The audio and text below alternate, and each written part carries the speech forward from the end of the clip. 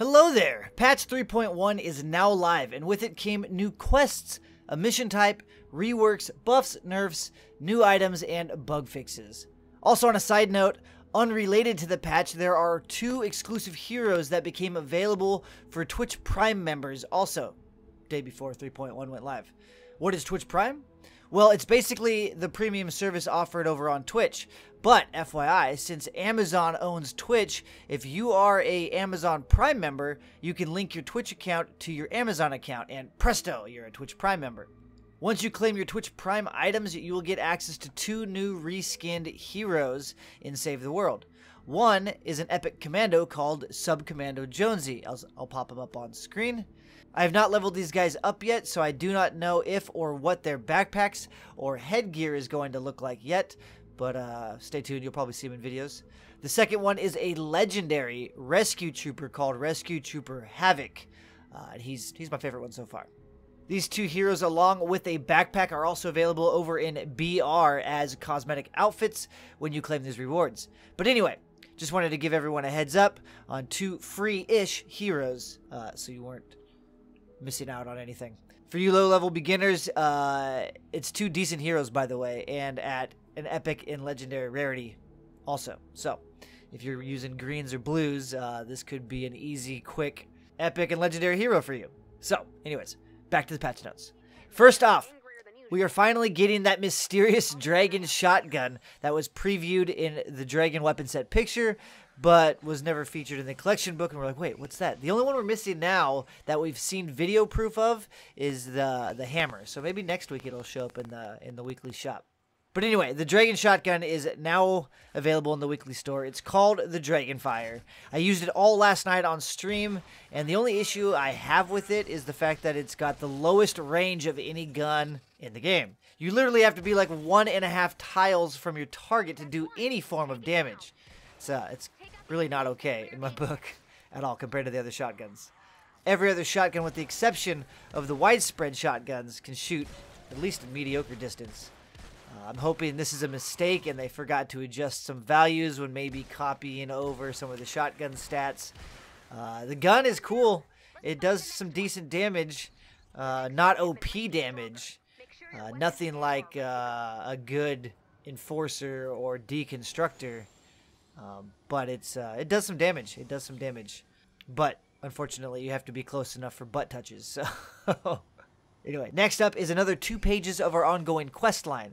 This chapter is called Brave Beginnings and will reward us with more event tickets, V-Bucks, and the final reward this time is a legendary defender. They've added a new group mission to all zones. Currently, the mission is focused on Fight the Storm, with massive encounters designed for 4 players. And I'll tell you right now, we played it last night. Man, there's a lot of husks on screen. I'll tell you, geez, it's insane. I don't think the game is optimized for that many husks on screen, honestly. It's pretty laggy. It's a lag fest. But these missions also allow 4 defenders to be used alongside the 4 players. So you have a total of 8 things shooting, doing damage. It's pretty cool. It's pretty cool. Rewards for the group missions should be roughly doubled from what you're used to seeing, except for the spring gold. So that's cool. They added the Impulse Grenade from BR into Save the World. These grenades are only found inside of each mission by looting boxes, trash cans, dumpsters, whatever. Go loot stuffs to find these trolling grenades. Smart players will definitely be using these to knock husks off cliffs or off of objectives, but I have another more entertaining purpose for these bad boys. I apologize in advance. Sorry, not sorry. They are buffing the damage of the Dragon's Roar Assault Rifle by 20%, along with buffing the newly added weapon perk Damage to Afflicted Targets. It used to roll 30, 45, and 60% increases, and now it will roll 45, 67.5, and 90% increases. This actually makes this perk better than the crit damage, obviously only when shooting at an afflicted target. But previously, with both perks having the same damage increases, the damage to afflicted was actually a lesser perk because it was situational. So, yeah, now it's a better perk. For those of you that have been relying solely on matchmaking to get your tickets and are tired of kids just jacking the difficulty up to max it out and then being either too low of a level to help out, too dumb, AFKing, or just a troll, well, there has been a change to how the difficulty pylons work. They now require voting in order to up the difficulty. After inserting the blue glow, teams of 2 or 3 players will require 2 yes votes in order to increase the difficulty. Teams of 4 will require at least 3 yes votes. If you are playing by yourself, obviously you won't have to vote, so no worries there. If the vote fails, a 45-second anti-spam timeout is put into effect before another vote can be taken. Also, the deposited blue glow will be refunded to the player that deposited it if the vote doesn't pass. The last big change is for those of you who like to recycle items. Training manuals, trap designs, and weapon designs that have been used to evolve the schematic or person are now refunded. So it sounds like you will get everything back now. I'm not 100% sure. I know in a previous patch they upped the rain, the lightning, and other evolution materials as well. But I don't recycle items, so I don't really know what all you get back. But I know a ton of people think this was a problem, so maybe this is a step in the right direction for them. Sounds like a good thing. Doesn't sound like a bad thing, so thumbs up.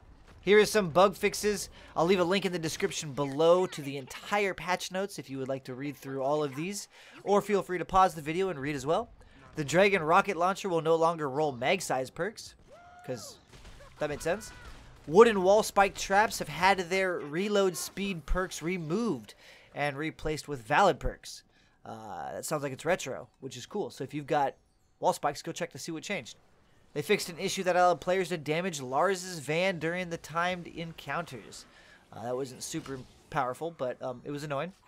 There are a couple hero-related reworks, and first up is the IFF coding perk used by Plasma Specialist Iza.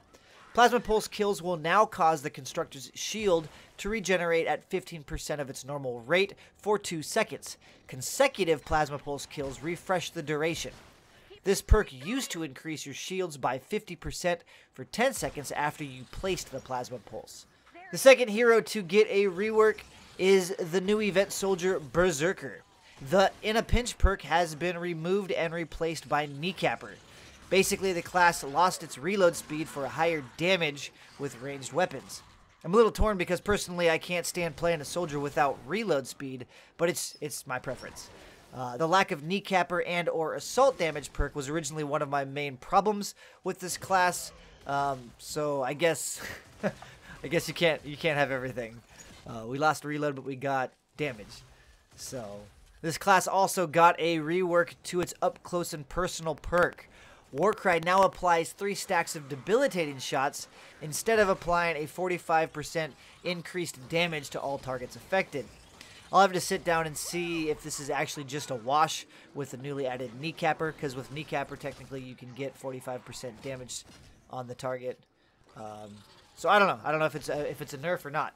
They also addressed Fragment Flurry Jess. They removed the reset timer from the perk Fragment Generations. So when she is trying to get her 60 kills for the free fragment, which is sometimes super impossible, it will no longer reset if someone else is taking all your kills. I was hoping that they would rework it to where if you damaged a target and it died, it would apply. Because then the team fights, kill tunnels, and everything, every husk that died would apply. That would be cool. But at least the timer's gone, so now you can walk around, kill stuff, walk around, kill stuff. So that's nice. Phase Shift now continues some of its momentum when used in the air. I'm really curious to see how much momentum you actually get. That's kind of cool. Going Commander got a big buff again, finally. Its damage has been increased from 13 to 25, almost double. But no longer benefits from debilitated shots. That was the direction they took last time when they tried to fix it. And it was nice but not good. It was better. This is going to be good. Crescent Kick can now be used in the air. Yeah, take that, takers. Jeez, I don't know how many times I jump and then fall to the ground because I can't kick. It's sad, but now you can, so that'll be cool. I wonder if you hover in the air. Probably not. I don't know. We'll have to try it out. And sadly, they renamed our Raider Nomad to Raider Raptor, probably because everyone kept calling him Raptor from BR, even though I just want to point out that Raider Nomad was in PvE long before BR stole him and called him Raptor.